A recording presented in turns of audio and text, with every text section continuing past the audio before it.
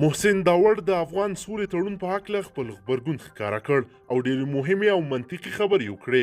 داوړ له لوړ منطق څخه برخورداره ده. محسن داوړ له نړیوالو څه وغوښتل؟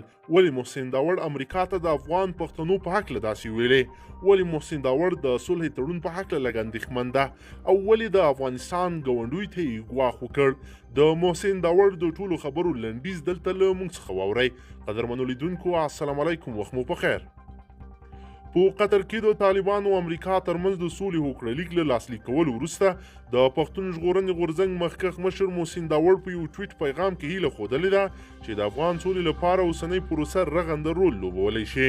محسن داوړ پر خپله فیسبوک پاڼه او ټویټر باندې د امریکا او طالبانو ترمنځ د هوکړلیک لاسلیک کولو په اړه ویلي دي هیله لرو چې دا د افغانستان د رښتینې سولې پیل شي، نه په افغانستان کې د جنګ پیل وي.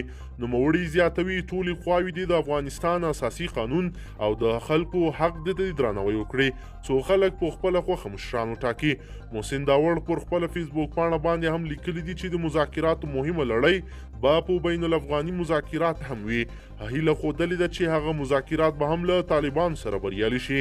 محسن داوړ وړاندې وایي تمه شته چې په افغانستان کې د تلپاتې سوله راشي، خو که چیرې ګاونډي هیوادونه بین الافغاني مذاکراتو کې لاسوهنه ونه کړي. هغه وړاندې وایي ښکېلې خواوې دي د افغانستان اسلامي جمهوریت او د افغانستان ټولو دولتي ادارو او اساسي قانون ته درناوی وکړي تر سولې ته د رسیدو پر موخه ستر ګامونه پورته کړي. محسن داوړ وړاندې وایي په نړیوالو قوتونو باندې غږ کوو چې د امن دغه تړون دې په اصلي معنا د امن معاهده اوسي، نه دا چې د تړون تر شا د پښتون افغان وطن د جګړې یو بل پړاو ته ور داخل کړی شي.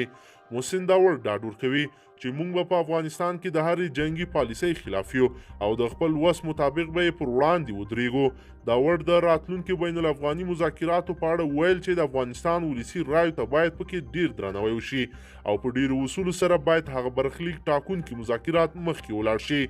محسن داوړ په پاکستان کې د پښتون ژغورنې غورځنګ مخکښ مشر بلل کیږي. نوموړی په لر او بر کې د امن غوښتونکی دی او تل د افغانستان لپاره رښتینی دریځ څرګند کړی دی. د امریکا او طالبانو ترمنځ د سولې تړون لاسلیک شو. محسن داوړ په داسې حال کې غبرګون وښود چې تیر ماښام د قطر په دوحه کې د طالبانو او امریکا ترمنځ د سولې تړون لاسلیک کړی شو. قطر ته د نورو هیوادونو څخه هم ګڼ شمېر د بهرنیو چارو وزیران او هم نور استازي راغلي وو چې د یو لړ مراسمو په ترڅ کې پای ته ورسېدل.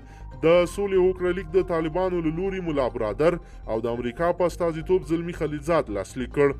د یادولو ده چې د طالبانو سره په بین الافغاني مذاکرات هم د احد پر شلمه او د مارچ پر 10مه نیټه پیل شي. قدرمنو لیدونکو، که چیرې غواړئ چې ورته تازه او مهمو پیښو څخه ځان ډېر ژر او په لنډو کې خبر کړئ، زموږ چینل د سره سبسکرایب کړئ او ویډیو د سره حتما لایک کړئ. تر بل ویډیو مو په لوی رب سپارم.